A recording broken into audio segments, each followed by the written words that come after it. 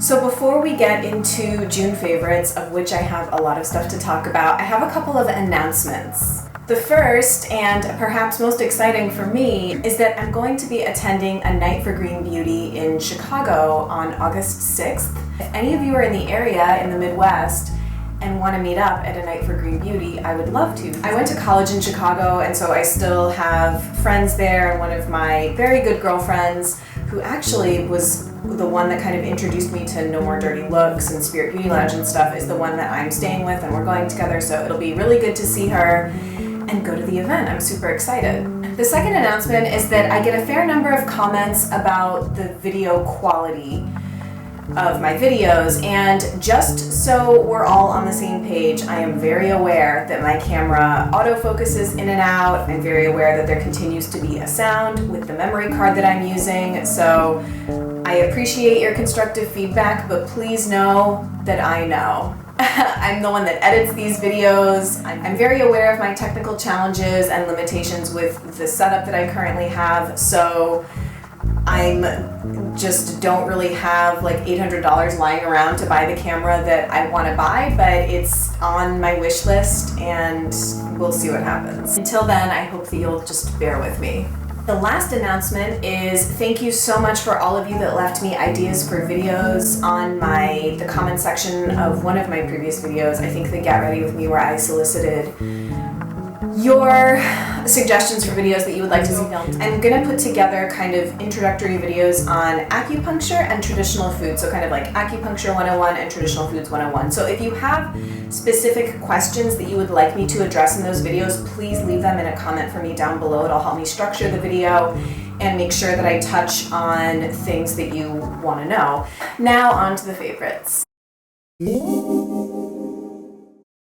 So I have a couple of things that are related to some acute issues that happened to me in June. The first is that I got a terrible sunburn on my legs 2 weeks ago. I was at a beach on the North Shore of Massachusetts. It wasn't even warm out. It was like 70 degrees, and I stayed under an umbrella most of the time.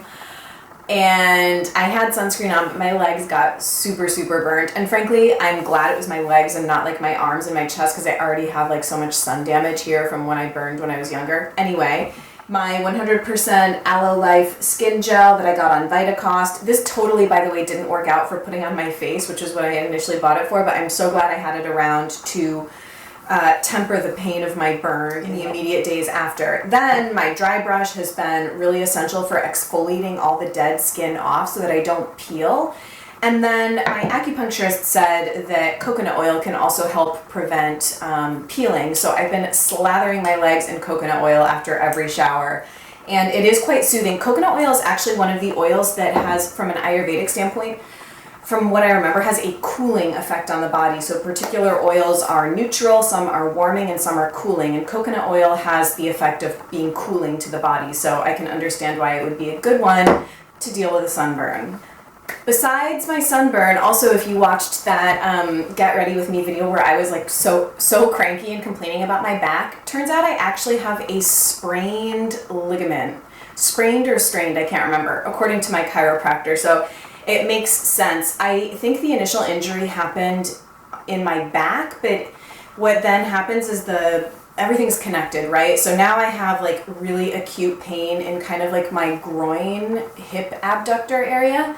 So I actually have kinesio tape on my back right now, and I've been slathering Arnica Gel all over my groin and icing it, and just now I can't work out for the next 2 weeks, and I just kind of have to like take a chill pill. This has been a lifesaver. I actually need to get a new one. I find that it really helps for muscle soreness, to help bruises go away faster, and it's great to have around. I've also been loving the 2 Milk+Honey products that I showed in a previous Mercedes Shops video, and they're kind of related to the Arnica Gel and muscle soreness in general, because the oil that I got is specifically targeted for muscle soreness. It has Eucalyptus, Arnica, Rosemary, and sweet Marjoram. The lotion that I have is it's just the body cream in Ylang, Rose Geranium, and Petitgrain. So I love both of these. I'm not sure if I've noticed any like particular effect on like muscle soreness or what have you, but you just feel so pampered and relaxed, and it's like you really do kind of feel like you've just come out of a spa. So I know that these are quite pricey, but I'm so happy I have them because they're so nice to use. And the other body care thing that I've really been liking is the Avalon Organics Moisturizing Cream Shave. I showed this in a Vitacost order that I got a couple of months ago. It was subscriber, commenter recommended. I think it was Jess Morrison that recommended this to me, but I can't remember exactly.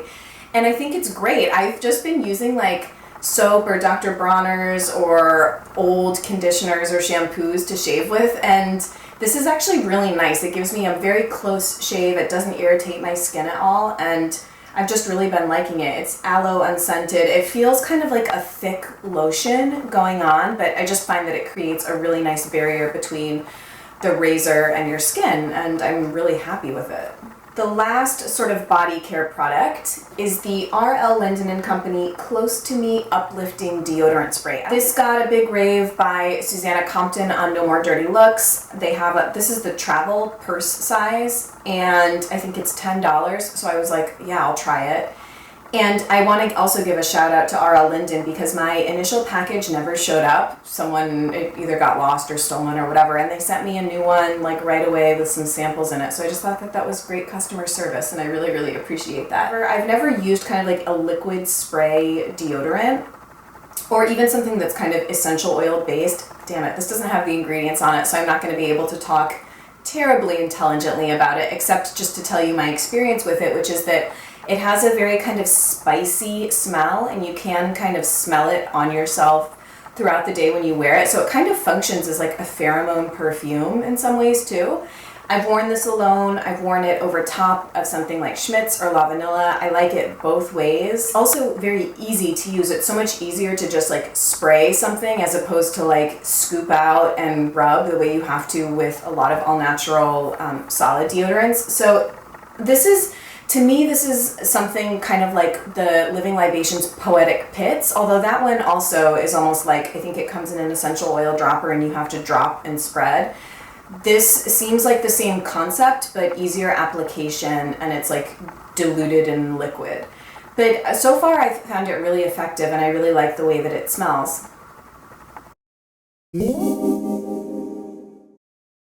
Okay, for skincare this month, I only have one thing. It's the Petitgrain Essential Serum. I've just been working my way through my skincare stash. If you saw my skincare drawer video, I have a lot of skincare to go through. So if I were to classify kind of the oils that I've been using lately, Acure Organics Argan Oil is just kind of your very basic, run-of-the-mill, does the job.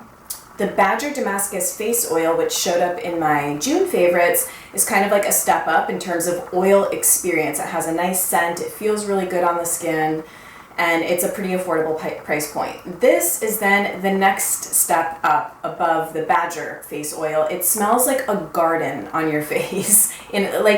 I don't know if it has a bunch of different scents in it. I think I predominantly smell jasmine. It's just a beautiful oil, and I really like it. I think a full size is $60, so it's not terribly expensive, but it definitely feels like kind of a higher end oil experience. You can use it morning and evening, which I also really like. So sometimes I get annoyed with certain products I have where you can only use at night because they make your skin photosensitive or they contain exfoliants that work overnight and blah, blah, blah. So this one I really like how versatile it is too. So highly recommend checking this out.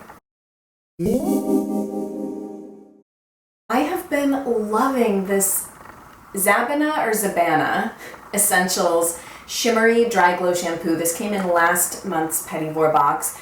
And I think it's a great dry shampoo. I love the applicator. You can kind of just like squirt it out so it gives you like a little bit more control. I don't find the shimmer in it to be ostentatious or too much for me, unlike the body scrub in that Petitgrain box, which like I don't even think I can use, like unless I decide to become a stripper, because the one time I used it, I was like, wow, this is like way too much. But the shimmer in this is very, very muted, and it doesn't like, there's just not that much, and it doesn't like bother me to see it kind of like in my scalp. The performance of this is great. It smells pleasant. The ingredients are really clean and minimal, and I like it a lot. Now on to makeup, probably everybody's favorite part, at least it's my favorite part. The two nail polishes that have been on my nails all month, and actually like look how pretty they look together. I love this combination of kind of like orangey red coral with teal or kind of Tiffany blue seafoam. This is NCLA Santa Monica Shore Thing, and I get so many compliments when I wear this one. And with this one too, this is Essie Geranium. I got this for my birthday from my sister, and it's actually what's on my nails right now. Both of these I think are very kind of like summertime appropriate. They're very eye-catching. Makeup stuff I've all talked about I think before, but it's just the makeup that I've been reaching for this month a lot. Tarte Exposed, I've been wearing it almost exclusively, which is kind of weird. Normally I would be going for more cream blushes, I feel like, but for whatever reason I love how neutral this is, but also gives some depth and dimension to my face. I'm not wearing it today, but I have really been loving this all month. I've also been reaching almost exclusively for my Well People Bio Brightener Stick in Moonstone. I just have a deluxe sample size, but normally this comes in like a stick applicator form. It's kind of a champagne, almost like pinky undertoned highlighter, so it's quite different in undertone to the RMS Living Luminizer. I think it's kind of quite similar to the Kay or Weiss highlighter from the swatches and pictures that I've seen of that, but this one is very affordable. The formula is beautiful. I actually am wearing it today with some Hourglass powder over top, and I just think it's beautiful. This actually is new, and I've been loving it. It's the Japanesque. It's like an angled eyebrow brush, but what I've been using it for this month is I've been also using this palette pretty much all month to do my eye makeup. I'll just do some kind of like hair everywhere. I'll do some of the middle taupe shade just like in the crease, kind of all over the lid to matte it out, and then I'll dip the angled brush into the black and press it into the base of my eyelashes to do really quick liner. I've been so lazy in terms of not feeling like doing liquid liner, so the technique of angled eyeliner brush, black shadow, press it in and kind of smudge it out a little bit with my fingers has just been easy, and I'm into it.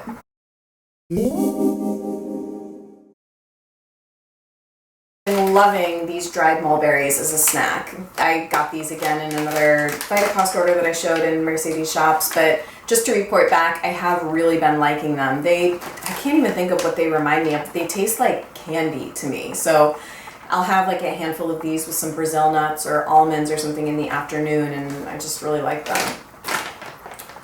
Also shown before but not discussed, I've been loving my Urban Moonshine Digestive Bitters. So I'm really trying to cut back on my like daily wine intake because it's just having adverse effects on me, even though I kind of feel like it's nice to have a glass of wine at night when I get home from work to like unwind.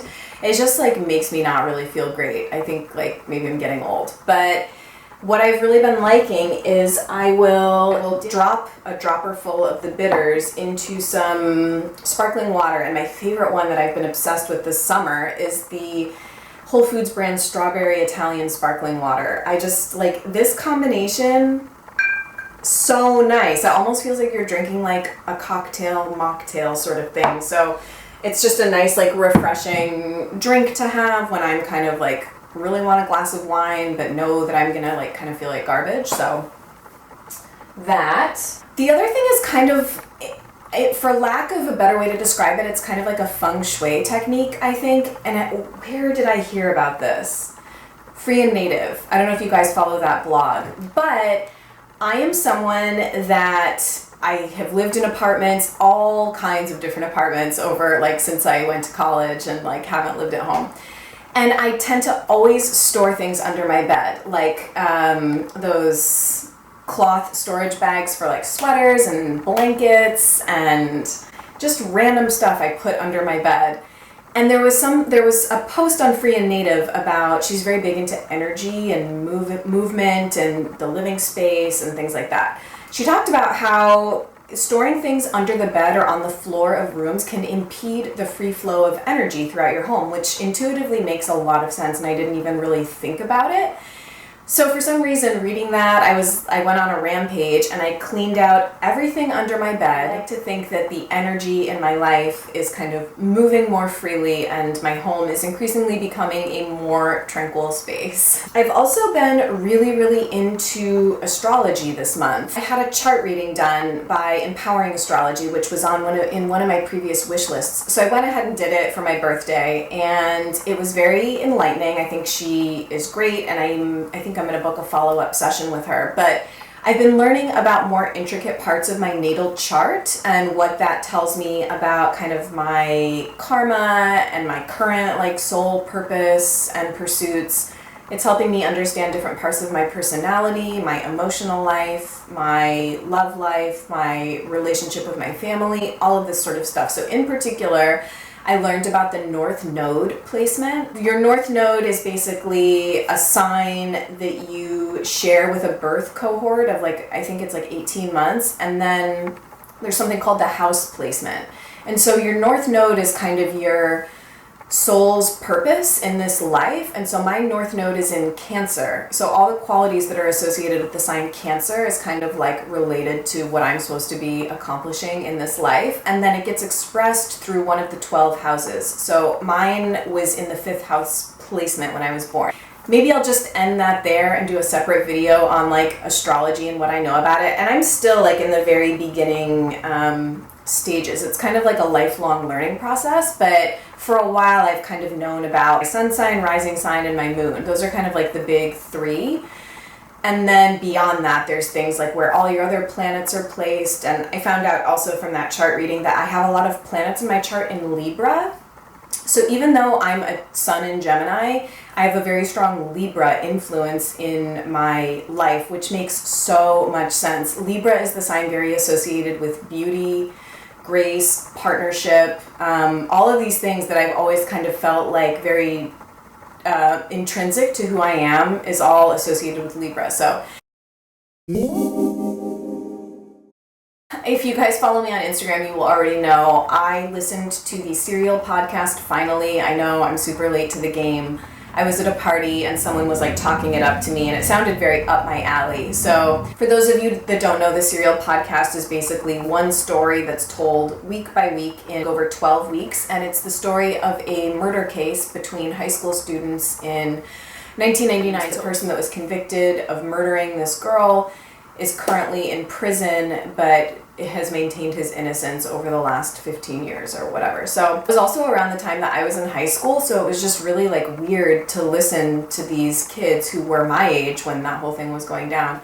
If you have already listened to the Serial podcast, let's have like chats about it in the comments, because I've been having like huge debates with, I've told like my friends and some of my friends and my mom about it, and we've been having these like very heated discussions about the whole thing. So I have my opinion on it and I would love to hear yours, and I'm excited for the new season of Serial. They're going to do a different story.